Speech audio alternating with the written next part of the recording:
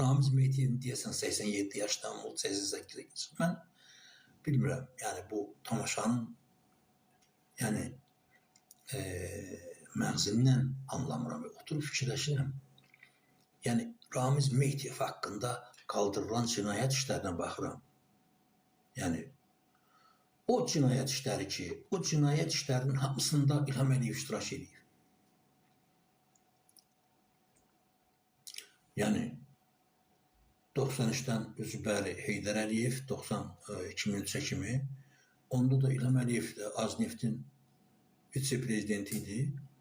Sonra da 2003'ten de bu adam prezident Heydər Əliyev gətirdi, bunu öldü getdi, bunu koydu. Hemen bu Ramiz Meytiyevə tapşırdı ki, bəs gətir, oğlumu gətirin hakimiyyətə, indən sonra 100 il hakimiyyət sizindir. Və Ramiz Meytiyev də nə cinayət elədirsə hamısını İlhama görə elədi ki, o gəlsin hakimiyyətə və bütün cinayətlərdə də yəni seçkinin saxtalaşdırılmasından tutmuş, deputat seçkilərində falan da hamısında yəni Ramiz Meytiyev və İlham Əliyev.